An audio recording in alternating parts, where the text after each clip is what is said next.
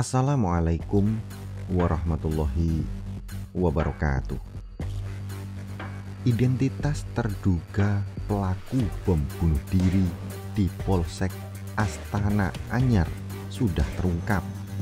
Dia bernama Agus Sujatno, berumur 34 tahun, yang memiliki alamat di wilayah Cibangkong, Kecamatan Batu Nunggal, Kota Bandung.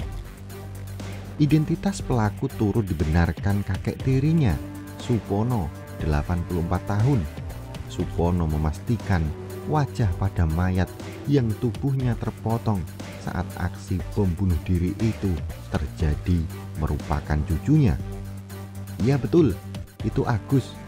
Dia cucu tiri saya, kata Supono saat ditemui di kediamannya Rabu 7 Desember 2022. Supono telah bersedia memberikan informasi ini kepada awak media.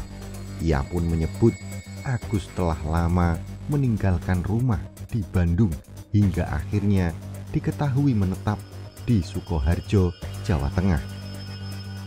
Dia udah lama nggak di rumah, nikah juga nggak ngasih tahu, cuma ngabarin saja kalau si Agus ini sekarang tinggalnya di Sukoharjo di Jawa Tengah, ungkap Supono. Dari keterangan yang didapatkan Detik Jabar dari Supono, Agus merupakan mantan narapidana teroris atau napiter yang mendekam di lapas Nusa Kambangan pada 2017. Agus lalu bebas bersyarat pada 2021. Dulu pernah dipenjara di Nusa Kambangan, kasus teroris juga. Tahun segitu dia di penjaranya, kata Supono saat ditemui wartawan di kediamannya. Supono mengaku sudah lepas komunikasi dengan Agus sejak lama, termasuk saat dipenjara di Nusa Kambangan. Supono sudah tidak pernah berkomunikasi lagi dengan Agus. Udah lama nggak pernah kontak-kontak lagi, nikah juga nggak tahu saya. Tahu-tahu udah punya anak Agusnya, tutur Supono. Ia pun mengaku kaget dan terpukul atas peristiwa ini. Ia sudah memastikan terduga pelaku bom bunuh diri itu merupakan cucunya yang setelah melihat dari foto-foto yang tersebar di jejaring media sosial. Kaget saya juga, terpukul rasanya, padahal orangnya baik, nurut sama orang tua, pungkasnya. Kapolri Jenderal Pol Listio Sigit Prabowo mengungkapkan pelaku bom bunuh diri di Polsek Astana Anyar, Bandung merupakan anggota Jamaah Ansharud Daulah atau JAD Jabar. Sigit mengatakan dari hasil pemeriksaan sidik jari polisi mendapatkan identitas pelaku, yakni Agus Sujatno alias Agus Muslim. Sigit juga tak menampik pelaku merupakan ex-napi teroris napiter yang ditahan di LP Nusa Kambangan. Pelaku terafiliasi dengan JAD Bandung dan JAD Jawa Barat. Tim bekerja untuk bisa menuntaskan apa yang terjadi, kata Sigit usai meninjau lokasi. Sigit juga mengatakan saat ini Satgas telah bergerak untuk mengusut tuntas jaringan pelaku. Dari olah TKP ini kita lakukan proses pencarian terhadap kelompok yang terafiliasi dengan pelaku di TKP, kata Sigit. Jamaah Ansharud Daulah atau JAD adalah organisasi pelaku teror di Indonesia dalam beberapa tahun terakhir. Tak heran JAD terkenal sebagai organisasi teroris. Banyak anggotanya melakukan teror, termasuk bom bunuh diri, menewaskan orang tak bersalah. Kendati banyak anggota JAD ditangkap, tapi organisasi ini tetap ada. JAD dibentuk pada 2015 silam oleh 21 organisasi teror yang mendeklarasikan kesetiaan pada Islamic State seperti Majelis Indonesia Timur dan Barat. Ikhwan Mujahid Indonesia fil Jazirah Al-Muluk, Khilafatul Muslimin, dan lain-lain. Sejak itu, organisasi ini sudah berulang kali melancarkan serangan di tanah air. JAD antara lain bertanggung jawab atas serangan bom Tamrin dan Kampung Melayu, bom di Polres Surakarta, penyerangan Mapolres Banyumas, bom Panci di Bandung, baku tembak di Tuban, Jawa Timur, penyerangan pos kepolisian di Banten, dan pengeboman gereja Oikumene di Samarinda. Pertautan Aman dengan ISIS mulai tercium publik ketika dia mengeluarkan fatwa jelang serangan bom Tamrin 2016 silam. Berhijrahlah ke negara Islam, dan jika tidak mampu, maka berjihadlah di negara masing-masing, tulisnya. Sejak 2017 silam, pemerintah Amerika Serikat menempatkan JAD dalam daftar organisasi teror dan melarang semua perusahaan Amerika Serikat berurusan dengan kelompok tersebut. Dalam aksinya, JAD berulang kali menggandeng organisasi teror lain, Jamaah Ansharut Tauhid alias JAT, yang merupakan kelompok pecahan Jemaah Islamiyah. JAT yang dibentuk tahun 2008 oleh Abu Bakar Ba'asyir diyakini beranggotakan hingga 2.000 orang. Namun, menyusul penangkapan terhadap Ba'asyir, polisi mengeklaim aktivitas JAT banyak berkurang. Kali ini, JAD diyakini menyiapkan rencana besar untuk menggandakan operasinya di Indonesia, diinisiasi Aman Abdurrahman dari dalam lapas. Terpidana mati kasus terorisme Aman Abdurrahman pada 2014 memanggil sejumlah pengikutnya untuk melakukan pertemuan di Lembaga Permasyarakatan Nusa Kambangan, Cilacap.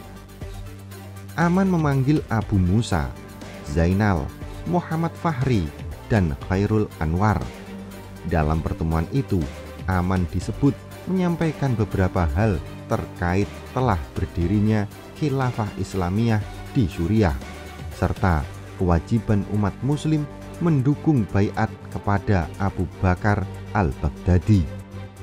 Dalam pertemuan itu, Aman juga menyampaikan perlunya membentuk wadah jemaah yang ada di Indonesia sebagai pendukung Khilafah Islamiyah.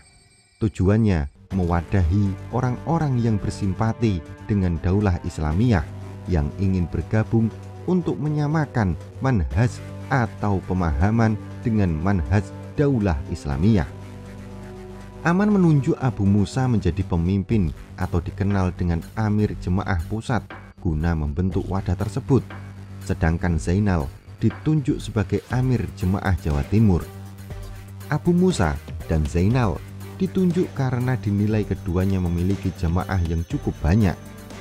Usai pertemuan tersebut, Abu Musa mulai memikirkan wadah untuk mengakomodir permintaan Aman. Tak berselang lama, sebuah wadah bernama JAD terbentuk. Tujuan JAD untuk mendukung Daulah Islamiyah yang ada di Suriah dengan melakukan kegiatan penyebaran dakwah khilafah, melaksanakan hijrah, dan berjihad. Pada November 2014, Zainal mulai membentuk struktur JAD Jawa Timur yang memiliki kepengurusan ketua, sekretaris, bendahara, hingga kehumasan. Zainal juga membentuk pimpinan JAD di sejumlah wilayah di Jawa Timur. Setelah membentuk struktur kepengurusan, Zainal membuat program kerja serta bidang yang membawahinya. Di antaranya bidang askari untuk mengadakan idat atau tadrid askari, daurah internal atau amaliyah, bidang iklam untuk pembuatan website dan takblik akbar, serta bidang maliyah guna penggalangan dana. Pada September 2015, Abu Musa mengundang sejumlah pendukung Daulah atau Khilafah Islamiyah Indonesia ke Cilacap. Dalam pertemuan itu, Abu Musa menyampaikan akan menggelar daurah dai nasional yang akan digelar pada November 2015. Abu Musa meminta kesediaan Zainal untuk memimpin pimpinan JAD menggantikan dia yang akan berangkat ke Suriah bergabung dengan kelompok teroris ISIS. Zainal kemudian membentuk panitia pelaksana. Kegiatan tersebut digelar selama 3 hari, bertempat di villa yang berada di kawasan Batu, Malang. Sejumlah kegiatan yang dilakukan pada acara tersebut yaitu mengadakan taklim atau kajian mengenai tauhid, khilafah, dan jihad. Digelar juga telekonferensi dengan Aman dari Nusa Kambangan dengan menggunakan ponsel milik Zainal yang didengarkan oleh seluruh anggota JAD yang hadir. Adapun saat acara yang sama, di lantai 2 villa, Zainal membentuk kepengurusan dan menunjuk sejumlah pimpinan JAD di berbagai wilayah di Indonesia.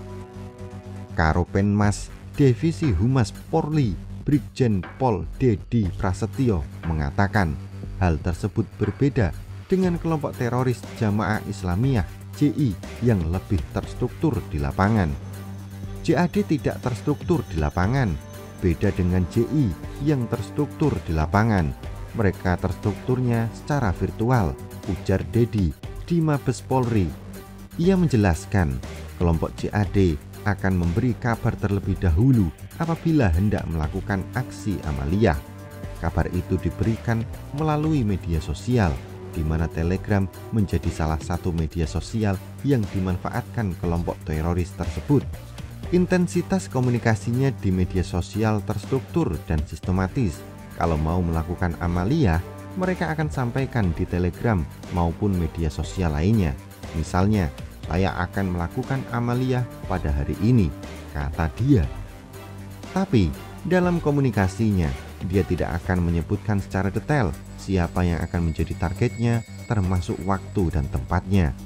Dia cukup mendeklar akan melakukan amaliyah, mohon doanya langsung dilakukan, katanya. Lebih lanjut, mantan Wakapolda Kalimantan Tengah itu menuturkan bahwa aksi amaliyah yang dilakukan anggota kelompok tersebut sesuai dengan kemampuan yang dimiliki masing-masing. Bergerak melakukan amaliyah dengan kemampuan masing-masing. Kalau kemampuan membuat bom ya contohnya suicide bomber, katanya. Pada 2019 lalu, Mabes Polri mengungkap masih mengejar seorang terduga teroris bernama Syaifullah alias Danil alias Caniago. Penjaga perpustakaan Pondok Pesantren Ibnu Mas'ud itu bahkan masuk dalam daftar pencarian orang DPO. Karopenmas Divisi Humas Polri Brigjen Pol Dedi Prasetyo mengatakan Syaifullah mengendalikan dan memberi perintah kepada sejumlah terduga teroris jaringan Jemaah Ansharud Daulah atau JAD di Indonesia. Salah satunya kepada terduga teroris N atau Novendri yang ditangkap di Padang, Sumatera Barat. Syaifullah mengarahkan N untuk mengirim uang kepada Mujahidin Indonesia Timur atau MIT. N ini ada pengendalinya. Mastermindnya saat ini atas nama Syaifullah alias Danil alias Caniago. Yang bersangkutan sudah diterbitkan DPO oleh Densus 88 sebagai mastermind. Saat ini yang bersangkutan diduga berada di salah satu wilayah di Khorasan, Afghanistan. Kenapa ada di situ? Karena pasca kekalahan ISIS di Suriah, Al-Baghdadi langsung pecah kekuatannya. Saat ini kekuatan ISIS sudah mengarah ke suatu daerah, yaitu di Khorasan, Afghanistan. Ini daerah abu-abu, daerah perbatasan yang tidak bisa dikontrol oleh satu pemerintah. Itu sebabnya mereka kuat di situ, tumbuhnya. Selain itu, Syaifullah mengontrol beberapa pelaku yang ada di Indonesia, antara lain tersangka Yoga dari JAD Kalimantan Timur yang ditangkap Juni 2019. Yoga sendiri berperan menggantikan Andi Baso sebagai jembatan penghubung antara kelompok ISIS atau JAD di Indonesia dan Filipina. Menurut Dedi, Syaifullah berencana mengirimkan uang kepada Yoga untuk membeli senjata di Filipina untuk nantinya dikirim ke Indonesia. Syaifullah juga disebut sebagai orang yang mengatur perjalanan Muhammad Aulia beserta 11 orang Indonesia lain yang berencana berangkat ke Khorasan, Afghanistan. Namun, mereka dideportasi dari Bangkok dan kemudian ditangkap Densus 88 di Bandara Kuala Namu, Medan. Terkait dengan penangkapan ratusan terduga teroris, juru bicara Mabes Polri, Argo Yuwono, berkata, masih belum bisa memastikan apakah serangan teror yang terjadi pada rangkaian perayaan Paskah di Makassar kemarin dampak dari penangkapan ratusan terduga teroris di Indonesia sepanjang tahun ini. Kata dia, peristiwa ini akan menjadi evaluasi tim Densus 88 anti teror Polri. Ini bagian daripada evaluasi penyidik Densus. Nanti kita akan lihat sejauh mana yang kita lakukan penangkapan, mulai dari beberapa daerah, apakah ada kaitannya dengan yang ini di Makassar. Nanti kita temukan setelah mendapat data. Imbuh Argo Yuwono kepada wartawan di Jakarta. Sepanjang 2021 sudah ada ratusan terduga teroris yang ditangkap Densus 88 anti teror di beberapa wilayah di Indonesia. Pada awal Januari lalu misalnya, Densus menangkap 20 terduga teroris di sebuah vila di Kelurahan Hulu Rokeng, Kecamatan Biringkananya, Makassar. Dari 20 orang, 2 diantaranya disebut melawan sehingga ditembak anggota Densus hingga meninggal. Menurut Polri, keduanya diketahui menyatakan berbaiat kepada ISIS pada 2015 di pondok pesantren Arido pimpinan Basri yang meninggal di Lapas Nusa Kambangan. Polri juga menyebut mereka terlibat dalam pengiriman dana ke pelaku bom bunuh diri di gereja di Jolo, Filipina. Akhir Januari, Densus kembali menangkap 5 terduga teroris di Provinsi Aceh. Kelimanya diduga terlibat dalam jaringan bom Polrestabes Medan dan terafiliasi dengan Jamaah Ansharud Daulah atau JAD, sama seperti terduga teroris yang ditangkap di Makassar. Kemudian pada Februari, Densus menangkap sejumlah terduga teroris di Kalimantan Barat, yakni Pontianak, Kuburaya, dan Singkawang. Masih di bulan yang sama, 22 terduga teroris ditangkap di Jawa Timur. Mereka teridentifikasi dengan Jamaah Islamiyah. Kemudian, Densus juga menangkap 22 orang terduga teroris di Jakarta, Sumatera Utara, dan Sumatera Barat. Puluhan orang ini diketahui berafiliasi dengan jaringan Jamaah Islamiyah. Penangkapan tersebut merupakan hasil pengembangan operasi Densus di Jawa Timur yang juga menyita 30 kotak amal yang diduga dipakai untuk mendanai kegiatan terorisme. Terakhir, pada Maret, 1 terduga teroris ditangkap di sebuah perumahan di Kabupaten Tangerang, Banten. Dan sekarang, Lu Agus Sujatno melakukan aksi jihadnya dengan bom bunuh diri di Astana Anyar, Bandung. Bagaimana tanggapan Anda dengan video ini? Silahkan sampaikan di kolom komentar. Jangan lupa untuk melihat dan menonton video lainnya di Kisah Karomah Wali atau KKW Channel. Dan jika Anda rasa video ini bermanfaat, silahkan like, subscribe, dan bagikan video ini ke seluruh jaringan yang Anda miliki. Allahu a'lam bishawab. Wassalamualaikum warahmatullahi wabarakatuh.